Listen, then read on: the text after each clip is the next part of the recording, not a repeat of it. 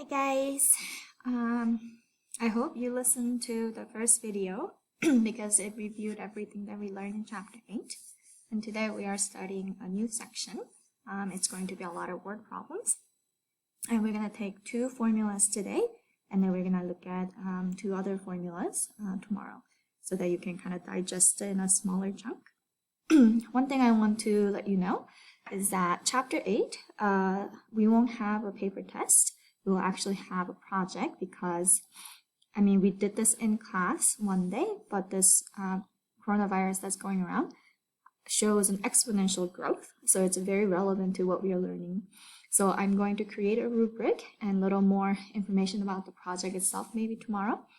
And it will be not due till probably next Sunday. Okay, so you have plenty of time to do this. And I will try to give you a little more detail tomorrow. Okay, so today we are probably just gonna work on the first 2 objectives, which is using a compound interest formula and a continuously compound interest formula. You might think, what is so different about the 2? This word continuously is actually quite important because that is a sign to use our number e. Okay, so let's look at the compound interest formula first. There are a lot of letters and you do need to know what each of the letters mean, or else you can't really use this formula. So A is the amount that you're going to get after t, meaning time. Usually it's in years, so it's the amount you're going to get after a t years. Okay, and P is the initial amount that you put it in. So like if you go to a bank, you put in your deposit, right? So think of it as a deposit. 1 is always there. R is your rate of interest in decimals, right? So if it's 3%, then your R is 0.03. So don't forget to divide the number that you see by 100. And N is the odd one. Okay, so we're going to look at N a little more closely. So N is usually determined by the word that is in the word problem. So if it says annually, it means 1. So N equal 1. So all the numbers that I'm writing here is for N. Biannually or semi-annually will be 2. What it means, N is the number of times you get your interest compounded. That's why it's called compound interest. So think of it like this. Instead of me giving you just 1 candy at a time, what I do is that I look at how many candies you have already, and then I put interest on that candy. So if you start at 1, and then I say I give you 50% interest, which is a lot, right? Then I give you 1.5 for the next one, because you had 1, and then 50% of 1 was 0.5, right? So I'm adding that. And when I say 50% compounded, is that I'm giving 50% of 1.5 on top of the 1.5 you have. So it's 1.5 plus 0.75, which is 225. So it's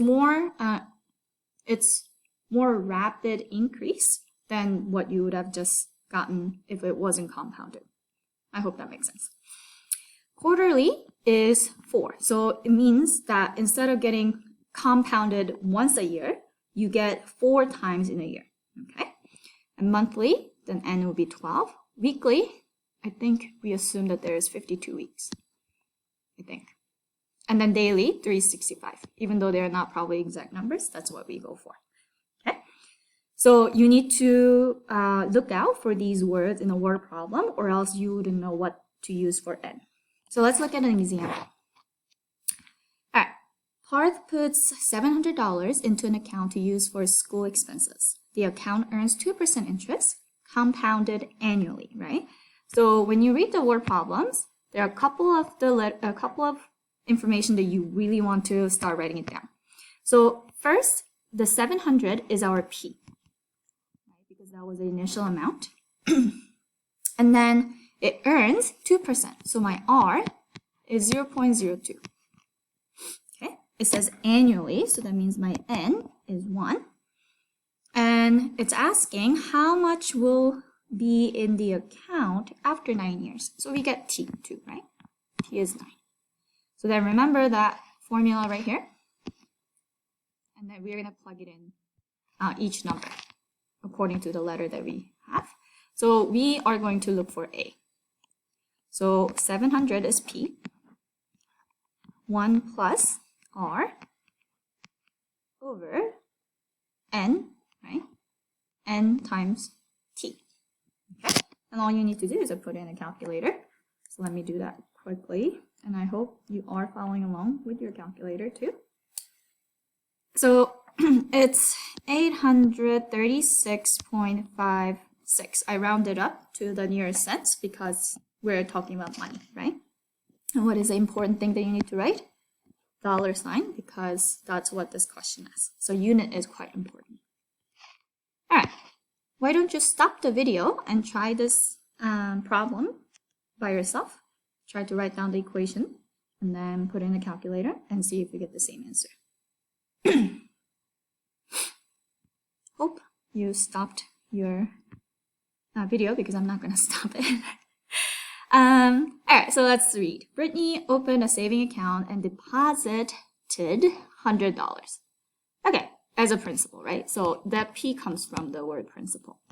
So $100 is my P. The account earns 4%. Okay, so 0.04, not 4. Compounded quarterly. Okay, so that gives me my N, and it's not going to be 1, it's 4, right? Quarterly is 4. And then what is the balance after 5 years? So T is also given as 5. So then I plug into my formula. A equals 100 times 1 plus 0.04 over 4 to the 4 times 5 power. Okay. All right, let me quickly put that on to my calculator. Let's see. So I get 122.02. It was 0.19, so you round it up to make it 0.2 since it's money. And don't forget the $sign. Okay, so that's the first part of our formula, compound interest formula. And the second formula that I was gonna introduce you to is continuously compound interest formula. So how is it different? Well, instead of getting yearly or monthly, weekly, daily, what happens is that it compounds continuously, meaning like every second, every millisecond that the interest is compounded, okay? So think of it as there is no limit between, no gap between when it's compounded. It's continuous, okay? So I think the most common example that we use, I mean, although money is very possible, it's something like aging, or if you take chemistry, you will have heard of half-life, right? So when a radioactive elements decay, it produces radioactive. It produces, what do you call that? And that, whatever it is that I can't remember the word of, it happens continuously, right? There is no point that it stops. It's not like all of a sudden it's half of what it used to be. It's like it's continuously decaying, and we don't see, like, we can't really like pinpoint, oh, like now it's like half, right? I mean, like there is a I hope you know what I'm saying. So it's it's something that doesn't stop. It just happens continuously, and that's why we use the number E. Okay, so the only difference in this formula is the fact that instead of the parentheses, we have E. P still, oh, remember, E is a number, okay? It's on your calculator. E is a number. P is the same as the initial amount. And then R is your rate, right? So in decimal again. And T is the year or time. And A is what you get after T amount of time. A is the amount. Okay. So let's look at an example. All right, so this one, I just have a money example, but I think you will see a different kind of example for homework problem. And so if you have a problem doing your homework, make sure you email me or like write comments so that I can go over that before we start a new lesson tomorrow, okay? All right, $500 into an account, so P is 500. And then it earns 1%, okay? Remember, always divided by 100, that's what percent means. And then it compounds continuously. So you won't really assume continuous unless it specifically says it's a continuous, okay? That's one thing. And what is the amount after 10 years? So we don't need n because this one we are using the formula PERT. 500 times E, again, E is a number, 0.01 times 10. And you plug it into the calculator. You can find E by doing second ln, okay? And it's an e to the x, and then in this case it's 0.01 times 10. So I got 552.59. I rounded up because it was 0.585. Excuse me. Again, this dollar sign is important because we're dealing with money. Last example. Nolan opened a savings account 4 years ago. Okay, well, we get the time first. That's different.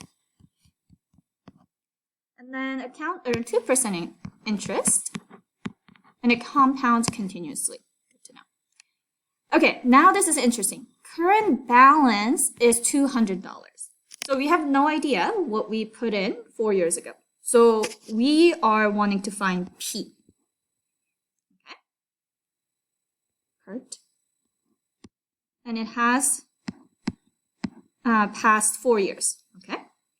And that's how I ended up having $200. So what you're going to do is remember that E is a number. So what it is that this whole thing is just a number, okay? You can put it in a calculator. It's about 1.08, okay? So what you do is that because P and this number is multiplied by each other, you divide the whole thing. It's 8 because 0.02 times 4 is 8. You divide the whole thing by e to the 0.08. So I do that. Then P is about $184.62. Okay? So in your homework problem, you might have to use log, especially if you're looking for time, okay? And so I think that might be a little challenge, but yeah, try it. And we will go over it together tomorrow, okay? Again, if you have a question, make sure you send me an email to let me know which one was hard. I picked 6 questions from the textbook. So if you don't have a textbook, make sure you text your classmate to get the questions from the page, and do it on a piece of paper, upload it on Google Classroom. I will make so if you click classwork, you will have a place that you can upload your work, and I will grade that, okay? All right, guys, hope this helps, and hope the homework is not too hard, but if it is, maybe I'll make a tutorial video on some homework problem, especially the ones that you need to use log to bring down T. Okay, so I'll see you tomorrow.